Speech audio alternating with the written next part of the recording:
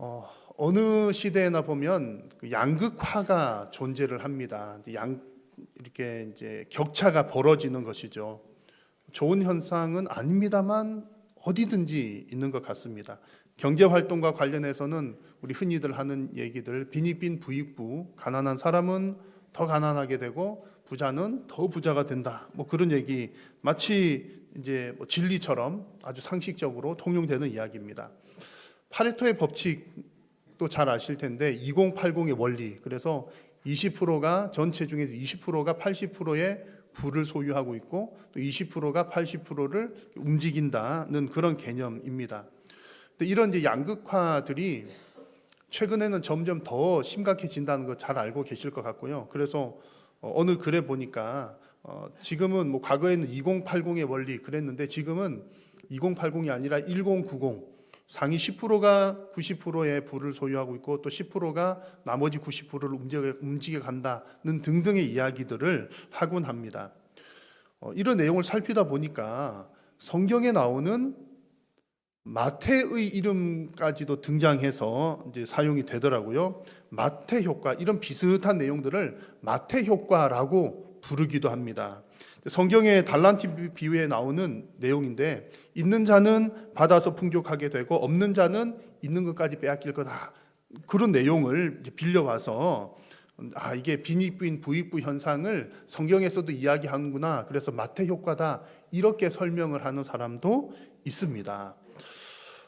여러분 오늘 읽은 본문에도 보면은 달란트 비유는 아니지만 비슷한 내용이 등장했죠. 있는 자는 받을 것이요 없는 자는 그 있는 것까지도 빼앗기리라. 이 내용 오늘 우리가 성경 본문에서 읽었습니다. 자, 여러분 이런 내용들 보면 이제 사회적으로도 양극화에 관한 내용들이 나오는데 성경에도 보면 분명히 그런 빈익빈 부익부에 관한 영적인 부분이지만 내용이 나온단 말이죠. 이런 내용을 볼 때 여러분 있는 자는 받을 것이요 없는 자는 그 있는 것까지 다 빼앗길 것이다. 그럴 때 여러분 아멘이 나오십니까? 안 나오십니까? 아멘이신가요? 그 아멘을 하기는 해야 되죠. 하기는 해야 됩니다. 왜냐하면 성경의 모든 내용들은 다 하나님 말씀이니까 다 아멘인 겁니다. 아멘인데 이제 그 의미를 잘 알고서 아멘 해야 되는 거죠.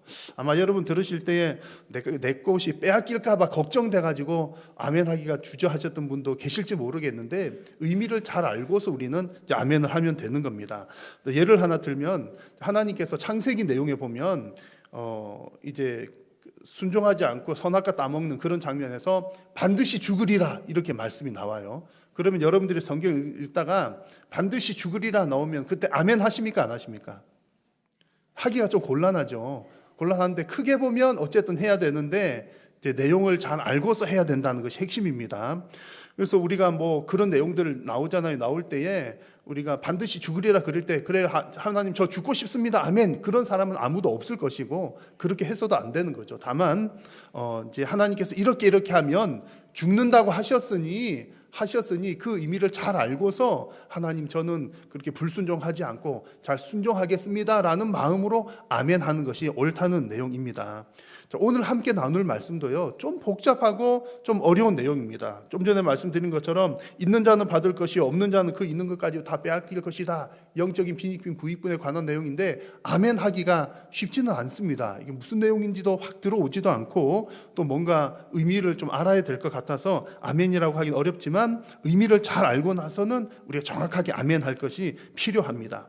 성경은 분명히 영적인 빈익빈 부익부를 이야기합니다만 이제 성경에서 말하는 이런 내용들이 너는 계속 가난해질 거니까 그냥 포기해야 돼 이런 의도로 말씀을 하시는 것은 아닙니다. 오늘 이렇게 살펴보겠지만 하나님께서는 우리 성도들에게 또 그리고 여러 사람들에게도 영적인 빈익빈을 피하라고 우리에게 경고의 메시지를 주시는 겁니다. 그래서 오늘 우리가 읽은 내용들은요 예수님께서 사람들에게 비유로 가르쳐 주신 이유가 무엇인지 비유로 말씀하신 이유를 두 가지를 함께 나눌 텐데 그 두 가지는 먼저 간략하게 말씀드리면 감추기 위해서 비유로 말씀하신 측면이 있고 드러내시기 위해서 비유로 말씀하신 측면이 있는데 두 가지가 상반되게 보입니다만 결론적인 목적은 한 가지로 통일이 됩니다. 그 한 가지는 바로 들을 귀가 있는 자가 되어서 영적인 지식을 빼앗기지 않도록 하라. 빈익빈 되지 않도록 하라 하는 것이 오늘 말씀의 핵심입니다. 그래서 오늘 예수님께서 이렇게 말씀해 주시는 비유로 말씀하신 이유들을 살펴보는 가운데에 하나님께서 우리에게 주시는 하나님의 뜻을 잘 발견하시고 여러분들의 영적인 건강이 더욱더 튼튼해지시기를 간절히 소망합니다. 자, 먼저 예수님께서 비유로 가르쳐 주신 이유 두 가지를 말씀을 드릴 텐데요. 그 중에 첫 번째는 완악한 자들에게는 진리를 드러내지 않기 위해서 비유로 말씀하십니다. 약간 이제 감추어 두시거나 드러내지 않는 측면입니다. 그런데 이 부분도 오해를 없이 잘 여러분 이해를 하셔야 되겠습니다. 오늘 읽은 성경 내용은 등경 위에 올려진 등불에 관한 이야기인데 오늘 이 등불 이야기는 지난번 우리 마가복음 말씀 어떤 내용 다루었는지 기억나시나요? 씨 뿌리는 이야기를 했거든요. 씨 뿌리는 자의 비유와 이어지는 내용입니다. 그래서 지난번에 씨 뿌리는 자의 비유 내용을 이야기하는 중간에 하나님 나라의 비밀에 관한 구절이 등장했는데 그때는 제가 설교하지 않고 설명하지 않고 지나쳤습니다. 오늘 읽은 11절과 12절 말씀이죠. 오늘 본문에서 함께 살펴보려고 합니다. 같이 이 내용을 한 번 더 읽어보겠습니다. 이르시되 하나님 나라의 비밀을 너희에게는 주었으나 외인에게는 모든 것을 비유로 하나니 이는 그들로 보기는 보아도 알지 못하며 듣기는 들어도 깨닫지 못하게 하여 돌이켜 죄 사함을 얻지 못하게 하려 함이라 하시고 아멘. 또 좀 어렵죠. 어려운 내용인데 한번 잘 말씀을 들으면 좋겠습니다. 자, 일반적으로 하나님 나라 비밀 그러면 비밀은 일반적으로는 알 수 없는 것을 말합니다. 그런데 여기서 말하는 하나님 나라의 비밀이라고 하는 것은 조금 다른 의미입니다. 우리가 이 비밀이라고 하는 단어만 보면 하나님께서는 진리를 이렇게 비밀처럼 꽁꽁꽁꽁 숨겨두시는 분인가 보다 라고 오해할 수도 있지만 그런 의미가 아닙니다. 성경은 성경 전체를 잘 이해를 해야 되는데 성경 전체적으로 읽어보면 하나님은 진리를 꼭꼭 숨겨두시는 분이 아니시라. 그래서 진리를 꽁꽁 숨겨서 내가 좋아하는 사람한테만 알려줘야지 이렇게 하시는 분이 아니시라 많은 사람이 진리를 알기를 원하십니다. 그 정확한 표현이 디모데 전서에 등장합니다. 같이 한번 읽겠습니다. 하나님은 모든 사람이 구원을 받으며 진리를 아는 데에 이르기를 원하시느니라. 아멘. 이것이 하나님의 마음입니다. 그래서 오늘 조금 복잡하거나 좀 이해하기 어려운 말씀을 살필 텐데 이것을 먼저 전제로 두고 오늘 말씀을 읽으면 하나님께서 이런 마음으로 이런 말씀을 하셔 주시는구나 라고 훨씬 더 이해하기가 쉽습니다. 다만 이제 이 진리와 관련돼서 좀 비밀이라고 하는 표현을 사용한 것 또 드러나지 않는 측면들이 있는 것들은 예수님 시대에는 다 드러나지 않는 부분들이 있었던 것은 사실입니다. 그래서 이제 비밀이라고 하는 말이 좀 몇 가지 의미들이 섞여 있는데 예수님께서 그 당시에 지금 오늘 구절에서 말씀하신 하나님 나라의 비밀이라고 할 때 그 비밀은 뭐냐면 가장 쉽게 생각하면 예수님의 십자가를 말하는 겁니다. 하나님께서 하나님의 아들이신 예수 그리스도께서 이 땅에 오셔서 십자가를 지시고 죽으시는 것이 구원의 역사를 완성하는 일이다. 이 사실이 비밀, 하나님 나라의 비밀이라는 겁니다. 그런데 이게 왜 비밀이냐 하면 들어도 모르는 사람은 모르기 때문이고요. 그런데 비밀이라는 표현은 사용은 했지만 이미 이 비밀은 알려진 비밀입니다. 언제 알려졌나요? 이미 예수님 오시기 전에 선지자들을 통해서 메시아가 예언이 되었고 우리를 위해서 우리의 죄를 다 짊어지실 분이신 것을 예언을 하셨고 예수님께서도 내가 죽어야 된다. 그리고 다시 살아날 것이다. 라는 얘기를 여러 차례 말씀을 하셨습니다. 그러니까 이런 면에서 보면 이 비밀이라고 한 표현은 했지만 이 비밀은 꽁꽁 숨겨진 비밀이 아니라 드러난 비밀, 공개된 비밀이라는 겁니다. 하나님께서는 이 비밀이라고 하는 표현을 사용하셨지만 공개하기가 싫어서 싫은 마음으로 하신 것이 아니라는 겁니다. 그러면 여러분 왜 비밀이라는 표현을 사용했을까요? 그것은 이 비밀은 우리의 지식과 우리의 어떤 지혜로 알 수 있는 것이 아니라 오직 하나님의 계시에 의해서만 전달되고 성령의 감동에 의해서만 깨달아 알 수 있는 측면에서는 비밀이라는 표현을 사용을 한 겁니다. 그러다 보니까 제자들도 빨리 깨닫지는 못했습니다. 나중에서야 깨닫게 되었던 거죠. 그래서 그러면서 볼 때 이미 다 알려주셨지만 사실은 깨닫지는 쉽지 않고 이렇게 깨달아지지 않는 사람들도 많이 있기 때문에 공개된 비밀이란 표현이 참 적당합니다. 하나님 나라의 비밀에 관한 또 다른 측면의 설명이 필요합니다. 예수님께서는 이렇게 한편으로는 공개를 하신 측면도 있지만 또 다른 한편으로는 예수님께서 귀신을 쫓아내시거나 병자를 고치실 때에 때로는 너희들 이 사실을 다른 곳에 알리지 말라고 엄히 경고하시기도 했습니다. 하나님의 아들인 것을 못 알리게 하셨던 그런 장면들이 등장합니다. 그것은 왜 그런 말씀을 하셨냐면 예수님을 대적하는 자들 때문에 예수님의 십자가 사역이 방해를 받지 않도록 하기 위함이었던 것이죠. 예수님께서 이루실 일은 십자가를 지고 죽으시는 일인데 대적자들이 그것을 알고서 십자가를 방해를 하게 되면 그 일을 방해하게 되면 구속 사역에 문제가 있으니까 그런 측면에서는 또 감추어 둔 비밀이 되는 겁니다. 마태복음 말씀을 보면 예수님께서 이런 말씀을 주셨습니다. 거룩한 것을 개에게 주지 말며 너희 진주를 돼지 앞에 던지지 말라. 그들이 그것을 발로 밟고 돌이켜 너희를 찢어 상하게 할까 염려하라. 표현이 좀 강하긴 합니다만 하나님께서 주시는 이 말씀은 진리의 말씀에 대해서 의도적이고 지속적으로 대적하는 자들의 죄가 매우 크다는 것을 보여주는 그런 내용입니다. 거룩하고 보배로운 진리를 멸시하는 자들에 대한 내용인 거죠. 오늘 본문에 등장하는 외인이라고 하는 표현도 이런 부류의 사람들을 얘기하는 겁니다. 그래서 오늘 본문에서 하나님 나라 비밀을 너희에겐 주었지만 외인에게는 안 주었다.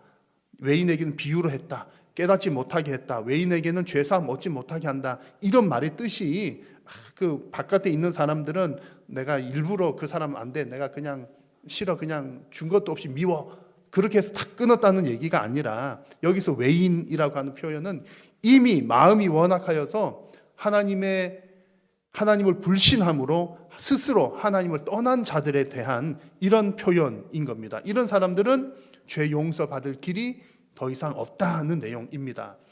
마가복음 본문과 같은 내용을 다루고 있는 마태복음에 보시면 좀 더 정확한 표현이 나오는데요. 이 백성들의 마음이 완악하여져서 듣는 것도 둔하고 눈도 감았다. 그래서 그들은 이제 구원의 길이 막혔다라는 내용이 등장합니다.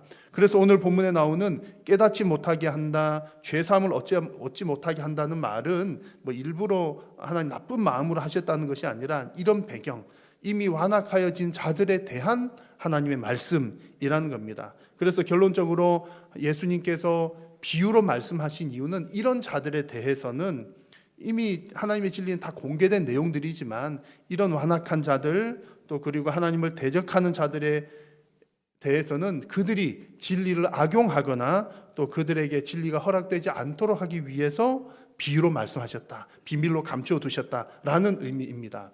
첫 번째 비유로 말씀하신 이유, 드러내지 않기 위한 이유 한 가지를 말씀을 드렸고요. 이제 예수님께서 비유로 말씀하신 두 번째 이유는 드러내기 위해서 비유로 말씀하셨다는 내용입니다. 마태복음 13장을 보시면 이는 선지자를 통하여 말씀하신 바 내가 입을 열어 비유로 말하고 창세로부터 감추인 것을 드러내리라 함을 이루려 하심이라고 말씀했습니다. 비유를 통한 궁극적인 뜻은요, 하나님께서 아리송한 그런 듯하게 보이는 비유로 말씀하신 궁극적인 목적은 진리를 잘 드러내기 위함이다 라는 뜻입니다. 오늘 읽은 본문의 등불 이야기가 바로 그런 주제입니다. 등불을 켜서 등경 위에 올려두면 그 빛이 다 비추어져서 모든 사람들이 보게 되는 것처럼, 보이도록 등불을 위에 올려놓는 것처럼 하나님 나라와 하나님의 진리는 만방에 공개가 되어서 하나님의 살아계심을 드러내는 것이 하나님의 뜻이라는 얘기입니다. 등불을 올려놓는 것과 진리를 올려놓는 것이 같다는 것입니다. 하나님께서 그것을 원하신다는 거죠. 그래서 하나님의 마음은 진리를 숨기는 것이 아니라 드러내시는 것입니다. 여러분 성경을 읽을 때도 보시면 구약의 수많은 이야기들을 통해서 보여지는 내용들이 그런 내용들이죠. 하나님께서 스스로를 열방 가운데 나타내 보이기를 원하십니다. 왜냐하면 창조주 하나님이시니까 모든 피조 세계가 창조주를 알아보는 것이 마땅하다는 이야기인 겁니다. 오늘 본문에서도 등불 이야기가 그런 이야기인데 21절에서 등불 이야기를 한 후에 22절의 내용을 보면 이런 말씀하십니다. 같이 한번 읽겠습니다. 드러내려 하지 않고는 숨긴 것이 없고 나타내려 하지 않고는 감추인 것이 없느니라. 아멘. 이제 등불 이야기인데 이 말도 좀 어렵죠. 드러내려 하지 않고는 숨긴 것이 없고 나타내려 하지 않고는 감추인 것이 없느니라. 좀 어려운 표현입니다. 근데 이게 원어 성경을 보면 이 구절이 왜냐하면이라는 말로 시작합니다. 그래서 이 구절을 좀 직역을 하면 왜냐하면 숨긴 것은 드러나기 위해서가 아닌 것이 없기 때문이다. 이 말도 좀 어렵죠. 좀 그냥 간단하게 말하면 숨긴 것은 반드시 드러난다 라는 뜻입니다. 드러내기 위해서 올려두었다라고 이해를 하시는 것이 좋겠습니다. 등불을 등경 위에 두는 것은 그 빛을 밝히 비추어서 보이도록 하기 위함인 것처럼 하나님은 진리를 밝히 보여두는 곳에 두시는 분이라는 말씀입니다. 근데 오늘 예수님께서 말씀하신 이 비유로 말씀하실 때에는 이 비유들이 적대자들에게는 어느 정도 감추어진 부분들이 있지만 결국에는 모든 사람들에게 분명하게 드러나는 진리라는 얘기입니다. 예수님의 십자가 사건 때도 그랬습니다. 여러분, 예수님께서 십자가 지시기 전에 사람들에게, 제자들에게 알려줬거든요. 근데 못 알아들었죠. 못 알아들었는데 그 당시로서는 공개는 예수님께서 하셨지만 알아듣지 못했으니까 그들의 입장에서는 여전히 비밀이었던 겁니다. 알아채지 못했던 비밀. 그런데 예수님께서 부활하신 이후에는 어떻게 되었습니까? 그 부활을 목격한 사람들에게는 그 비밀이 다 이제는 풀어지게 된 겁니다. 명확하게 알게 되었다는 그런 이야기죠. 여러분, 이 사실이 지금도 우리들에게 동일하게 역사하고 있습니다. 예수님의 부활을 그전에는 말로만 들었을 때는 몰랐던 사람들이 부활을 직접 눈으로 보고서는 그 사실을 깨닫게 되어서 자기의 것이 되었던 것처럼 비밀이었던 것이 이제 풀어진, 비밀이 아닌 명확하게 알려지게 된 것처럼 지금도 예수님께서 부활하신 이후에는 많은 제자들과 증인들에 의해서 이 사실들이 세상에 다 알려졌습니다. 알려졌지만 이 사실들이 여전히 비밀처럼 묶여서 알지 못하는 사람들도 있는가 하면 그 비밀이 풀려진 사람들도 있다는 겁니다. 오늘 여러분 예수님께서 부활하신 사실을 믿으십니까? 아멘이시죠. 여러분들에게는 이 비밀이 더 이상 비밀이 아니라 풀어진 공개된 내용이라는 이야기입니다. 여러분들이 뭐 머리가 좋으셔서 아니면 뭐 계산이 빨라서 알아차린 것이 아니라 하나님의 은혜로 깨닫게 된 것이지요. 하지만 아직까지도 이 사실이 깨달아지지 않는 사람들이 있습니다. 그들에게는 예수님의 십자가와 부활이 여전히 비밀처럼 보이는 것이지요. 자, 그런데 이 비밀도 지금 깨닫지 못하고 있는 수많은 사람들도 나중에 마지막 심판의 날, 예수 그리스도께서 재림하시는 그 날에는 그 진리가 온 세계 만방 가운데 완전하게 공식적으로 공개가 될 것입니다. 예수님께서 십자가에 죽으신 이후에 부활하셨고 그 부활을 목격한 사람들에게는 그 사실이 다 알려진 것처럼 예수님의 그 십자가 이후의 부활은 그 시대 그 지역의 사람들만 목격하였지만 예수님께서 재림하실 때는 온 세계 사람들이 다 볼 수 있도록 예수님께서 재림하신다고 말씀해 주셨습니다. 그러니까 그때는 예수님의 재림 이후에는 이제 모든 사람들이 예수님께서 심판주여, 심판의 주여, 하나님의 아들이신 것을 알게 되기 때문에 그때는 어느 누구도 그 심판에서 피할 수도 없고 핑계할 수도 없게 되는 겁니다. 그때 가서는 정말 이 예수님께서 말씀하신 부활과 영생의 비밀이 있었구나라고 하는 것을 모든 사람들이 다 알게 된다는 겁니다. 그런데 그날에 가서 마지막 심판의 때에 가서 나는 이제 믿겠습니다. 아멘입니다 하는 것은 이미 늦게 되는 것이죠. 그래서 우리는 감사하게도 아직 예수님 재림하시기 이전에 예수 그리스도를 구주로 영접하고 또 예수 그리스도의 죽으심과 부활을 믿게 된 것은 우리 모두에게 가장 큰 복인 줄로 믿습니다. 그래서 여러분, 이게 성경을 보면 우리나라 말에는 뭐 수동적인 표현이 좀 적합하지가 않잖아요. 뭐 내가 하는 거는 하는 건데 내가 뭐 어떻게 되었다, 이 말은 좀 어색한 표현인데 성경에는 이런 이제 수동적인 표현들이 좀 많이 나옵니다. 그러니까 내가 하는 것이 아니라 하나님에 의해서 내가 그렇게 되었다라는 표현들이 많이 나와요. 내가 믿게 된 것도, 내가 은혜를 받게 된 것도, 비밀이 풀어진 것도 내가 비밀을 푼 것이 아니라 하나님의 은혜로 인해서 풀어졌다라고 고백을 하는 것입니다. 그래서 우리 성도들은 예수님 이미 이제 그 비밀을 풀어서 알고 있는 사람들이기 때문에 예수님께서 재림하실 그 날까지 우리는 마치 신부가 신랑을 기다리듯이, 예수님의 재림의 날은 천국 혼인 잔치가 이루어지는 날이기 때문에 이게 신랑 대신 예수님께서 오시고 신부된 교회와 성도들이 신랑을 맞이하는 거거든요. 그 맞이할 준비를 하면서 이 땅을 살아가는 겁니다. 그리고 또 우리 성도들은 예수님 재림하실 그 날까지 하나님께서 원하시는 대로 진리의 등불을 등경 위에 두는 일을 우리 성도들이 감당을 해야 됩니다. 하나님께서는 이 진리의 말씀, 진리를 등경 위에 두기를 원하시는 분이시기 때문에 진리의 빛, 생명의 빛을 먼저 받은 저와 여러분들은 그 빛을 세상 가운데서 비추면서 살아가는 것이 하나님의 뜻인 줄로 믿습니다. 그 빛이 여러분에게 임하였다면 그 빛을 등경 위에 두셔서 여러분을 통해서 하나님의 그 진리의 빛이, 예수 그리스도의 진리의 빛이 세상 열방 가운데 환하게 비춰지기를 간절히 소망합니다. 자, 그래서 지금까지 살펴본 것처럼 예수님께서 비유로 말씀하신 이유는 감추는 측면도 있고 드러내는 측면도 있다는 목적이 있다는 것을 말씀을 드렸습니다. 자, 그런데 이제 결국 이 두 가지는 서로 다른 것처럼 보이지만 결론은 하나로 이어집니다. 오늘 본문에 등장한 표현을 빌리자면 들을 귀 있는 자는 들으라는 것이죠. 들을 귀 있는 자들은 들으라 하시기 위해서 비유로 말씀을 하십니다.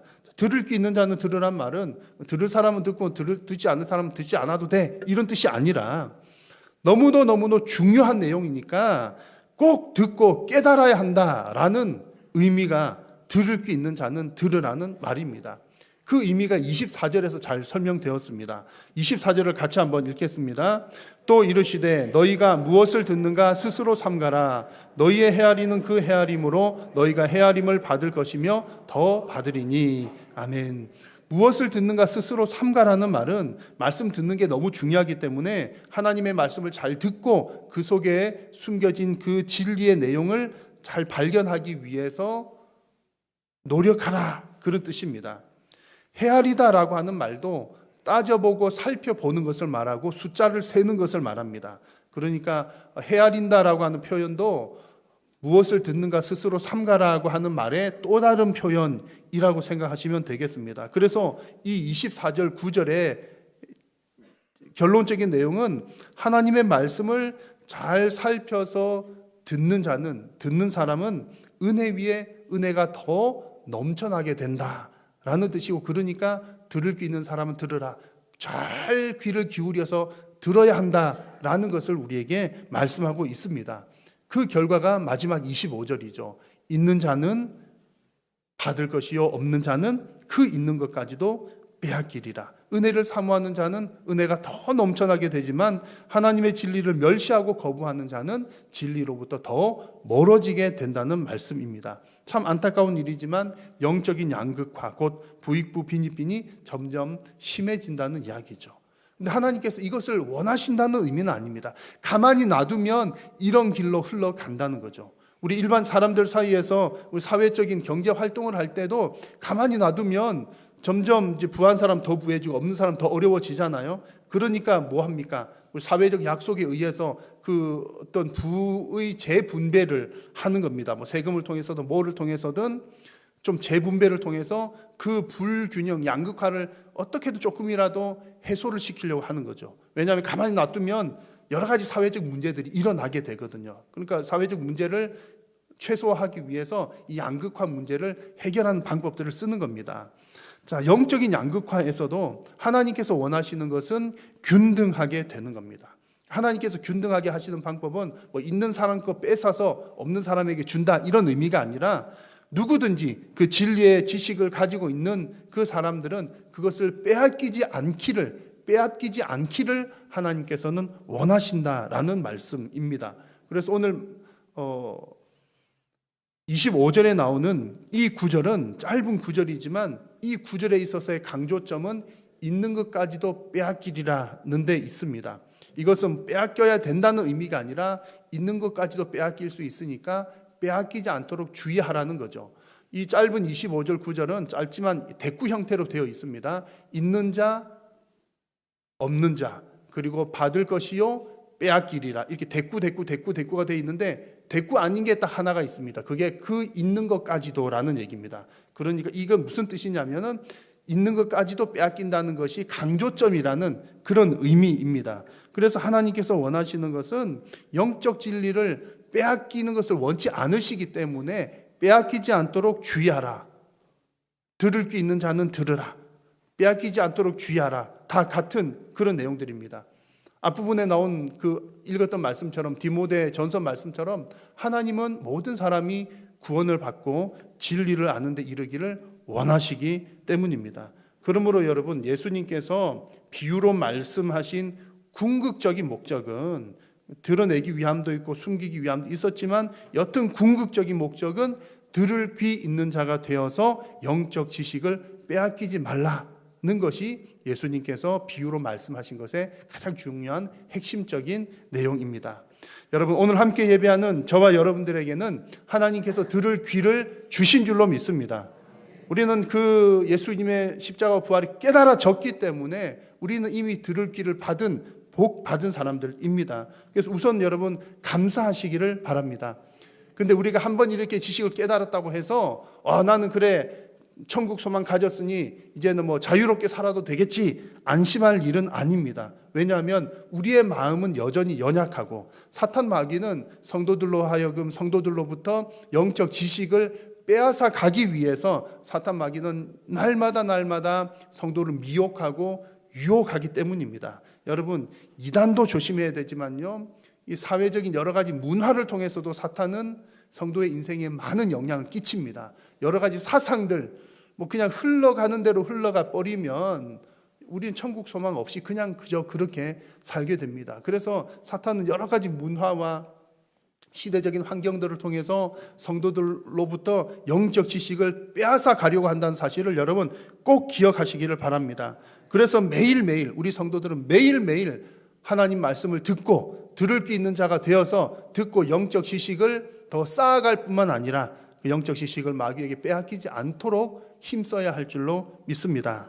여러분 오늘 이 말씀을 잘 기억하셔서 영적으로 혼탁한 세상 가운데서도 영적 지식을 잘 하시면서 살아가시는 복된 성도님들 되시기를 주님의 이름으로 축복합니다.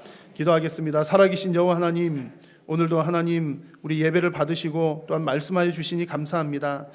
하나님께서 우리에게 영적 진리의 말씀을 주실 때에 우리가 그 말씀을 능히 깨달아 알 수 있도록 우리에게 듣는 귀 허락하여 주시고 성령께서 감동하여 주시고 영적 진리와 지식을 잘 간수하여서 날마다 은혜 가운데 말씀 가운데 진리 가운데 승리케 하여 주옵소서. 예수님의 이름으로 기도드립니다.